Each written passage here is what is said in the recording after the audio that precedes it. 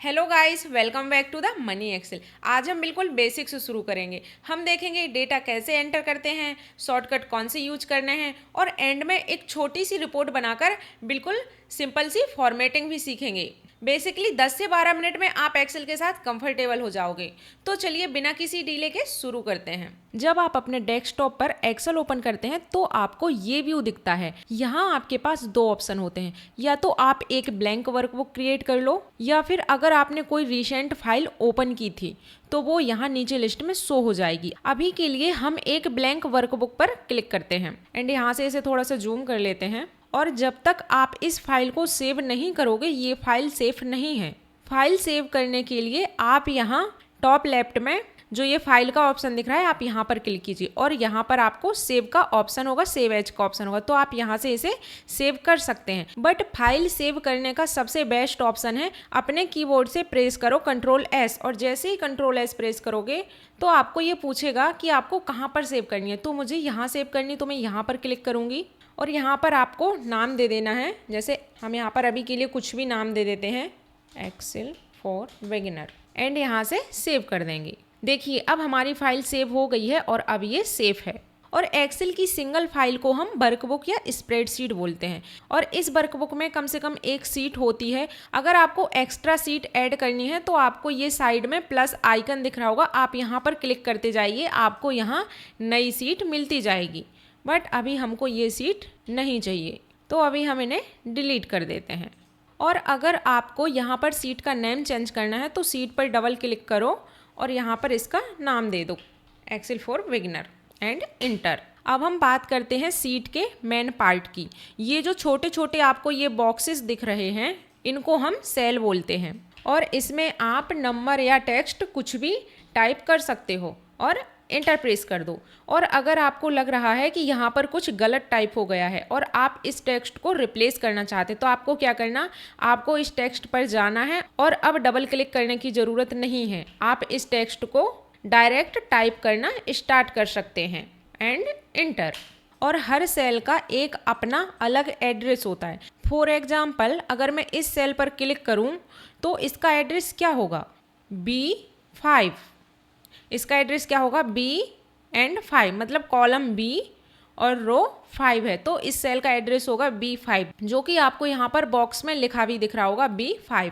ऊपर आप यहाँ पर देखिए ये है आपका फॉर्मूला बार। जब आप किसी सेल पर क्लिक करते हो तो ये उसका एक्चुअल कंटेंट आपको यहाँ पर दिखाता है। जैसे कि किसी सेल में मान लो फॉर्मूला लगा है एंड इंटर, तो आप यहाँ पर देखिए कि जैसे ही हम इस वाले सेल पर क्लिक करेंगे तो यहाँ पर इसका फॉर्मूला दिखेगा और जब हम इस वाले सेल पर क्लिक करेंगे तो यहाँ पर फॉर्मूला नहीं है। और जैसे ही मैंने इंटर प्रेस किया तो आप यहाँ पर देख सकते हैं सेल में आपको वैल्यू दिख रही है और फॉर्मूला बार में फॉर्मूला दिख रहा है। और लेफ्ट साइड में ये छोटा बॉक्स है नेम बॉक्स, ये आपको हमेशा एक्टिव सेल का एड्रेस बताता है। जैसे अभी सेल यहाँ पर है तो इसका एड्रेस क्या है, D5। जैसे हम यहाँ पर क्लिक करेंगे तो C6, V7, तो हमारा कर्सर जिस सेल पर होगा तो ये नेम बॉक्स उस सेल का एड्रेस बताएगा। चलो मैं आपको यहाँ पर एक छोटी सी ट्रिक बताती हूँ।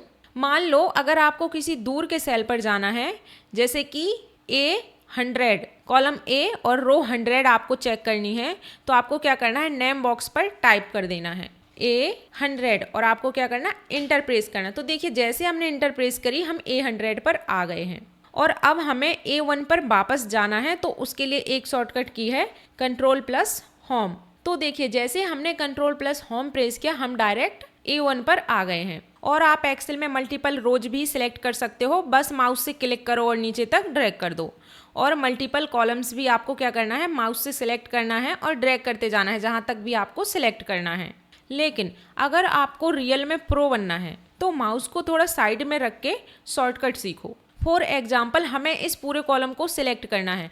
पूरे कॉलम को सिलेक्ट करने के लिए Ctrl+Space और मल्टीपल कॉलम सिलेक्ट करने के लिए आपको शिफ्ट होल्ड करनी है और एरो की प्रेस करते जाना। और आप यहाँ पर राइट क्लिक करके नए कॉलम इंसर्ट कर सकते हो। जैसे देखिए यहाँ पर हमने राइट क्लिक किया तो यहाँ पर कॉलम इंसर्ट हो गया और जैसे ही हम डिलीट करेंगे तो ये कॉलम डिलीट भी हो जाएगा।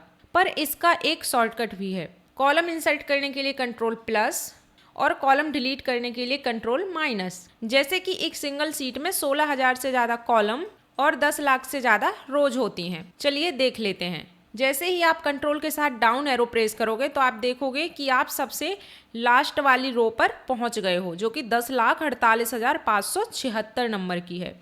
और आप जैसे ही कंट्रोल के साथ राइट एरो प्रेस करेंगे तो आप अपने लास्ट कॉलम पर पहुंच गए हैं, जो कि है XFD। वापस टॉप पर आने के लिए आपको प्रेस करना है कंट्रोल के साथ होम। देखिए जैसे ही हमने कंट्रोल के साथ होम प्रेस किया, हम वापस से टॉप पर आ गए हैं।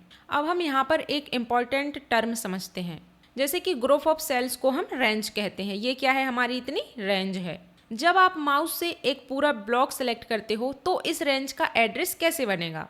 और आप इस सेल पर सेलेक्ट करके शिफ्ट के साथ down arrow and right arrow से अपनी रेंज सेलेक्ट कर सकते हैं। और हमारी रेंज का ये सेल और आखिरी का ये वाला सेल, तो ये जो पूरी रेंज है, इस रेंज का एड्रेस क्या होगा? इस सेल से लेकर के इस सेल तक। तो इस सेल को हम क्या बोलेंगे? B4 और इस वाले सेल को D8। तो हम इसको कैसे लिखेंगे? B4 एंड यहाँ पर कॉलन लगाएंगे और ये वाला था D8 इतना। तो हमारी इस रेंज का एड्रेस क्या है? B4 से लेकर के D8 तक। हम इसको यहाँ पर ऐसे लिखेंगे। जब भी हम फॉर्मूला लगाएंगे तो हम इसको ऐसे लिखेंगे। और जो एक्सेल में माउस आइकन्स होते हैं ये अलग अलग काम करते हैं। जैसे कि ये मूव हैंडल है, हमें नॉर्मल क्लिक करना है और जहाँ तक भी ड्रैग करना है आप उसे ड्रैग कर सकते हैं। और जैसे ही हम सेल के बॉर्डर पर जाते हैं तो कर्सर चेंज हो जाता है। देखिए ये जो अभी आपको प्लस आइकन दिख रहा है, अब जैसे ही हम बॉर्डर पर जाएंगे अभी ये एरो बन गया यहाँ पर, और अब हम इसे क्लिक करके नीचे की तरफ कहीं पर भी ड्रैग कर सकते हैं तो ये दूसरी जगह मूव हो जाएगा। और इस काम को करने के लिए एक शॉर्टकट की भी है। और जैसे ही आप कंट्रोल के साथ X प्रेस करेंगे तो देखिए ये कॉपी हो जाएगा। और अगर आपको इसे किसी दूसरी जगह मूव करना है तो कंट्रोल के साथ B कर दीजिए तो ये वहाँ पर पेस्ट हो जाएगा। हमने वहाँ से इसे कट किया और यहाँ पर पेस्ट कर दिया। और तीसरा होता है ये फिल हैंडल, जो ये आपको यहाँ पर एक ये ब्लैक कलर का प्लस दिख रहा है, इसको बोलते हैं हम फिल हैंडल। तो जैसे ही हम सेल पर सेलेक्ट करेंगे और सेल के बॉटम राइट कॉर्नर में हम जैसे ही अपने कर्सर को रखेंगे तो ये यहाँ पर एक ब्लैक कलर का प्लस बनेगा। और इसको ड्रैग करके आप फॉर्मूला या सीरीज नीचे तक फिल कर सकते हो जहाँ तक भी आपको चाहिए।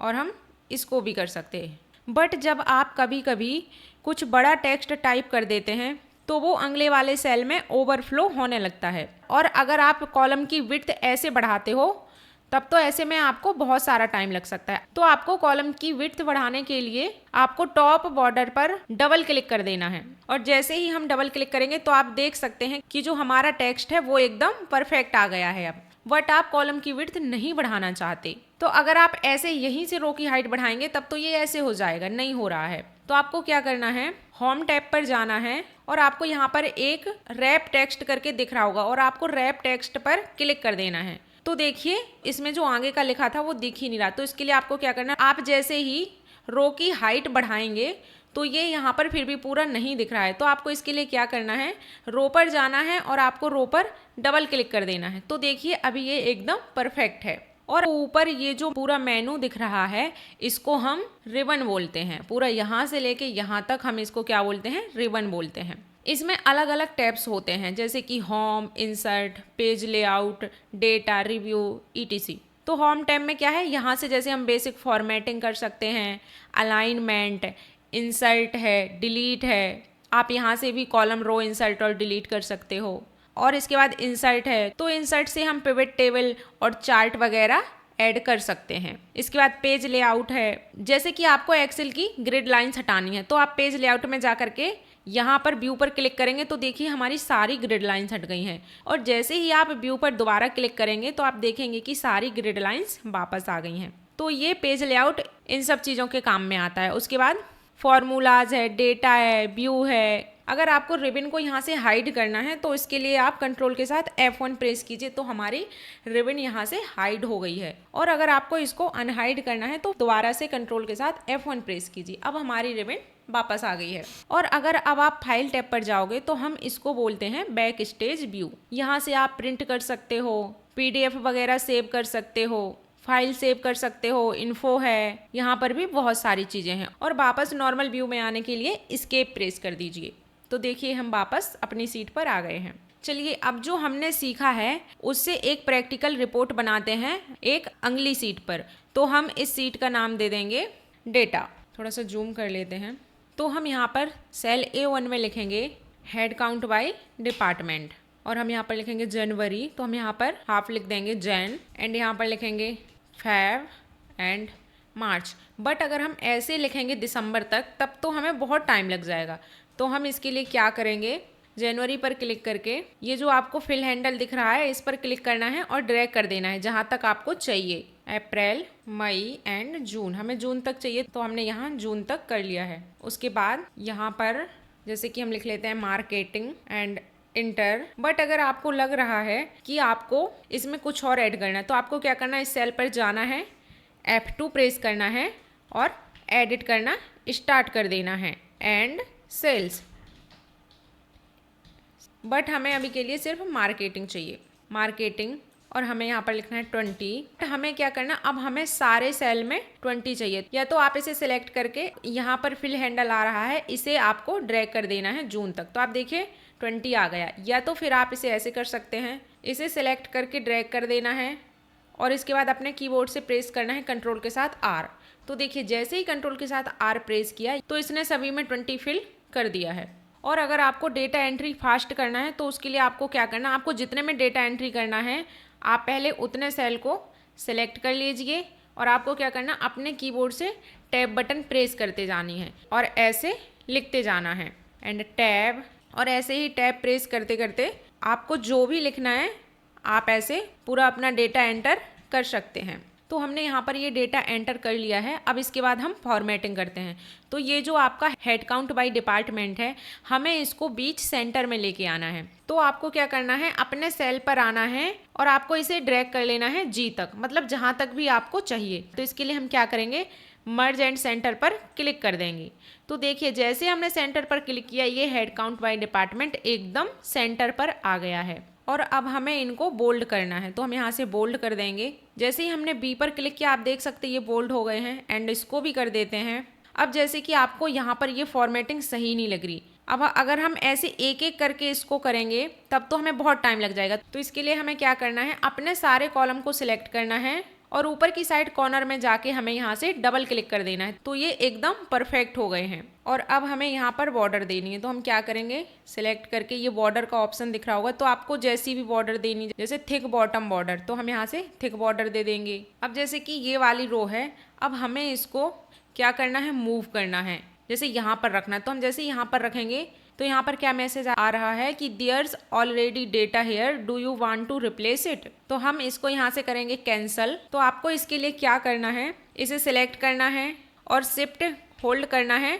फिर आप इसे मूव कर सकते हैं। तो देखिए हमने इसको यहाँ पर मूव कर दिया है। और आपको इसे शॉर्टकट की के साथ भी कर सकते हैं। जैसे ही हम कंट्रोल X प्रेस करेंगे तो ये यहाँ पर कट हो जाएगा और हमें इसको यहाँ पर लेके आना है। तो हम क्या करेंगे, यहाँ राइट क्लिक करेंगे, इंसर्ट कट सेल्स पर क्लिक करना है। तो देखिए ये HR, फाइनेंस और सेल्स के यहाँ पर बीच में आ गया।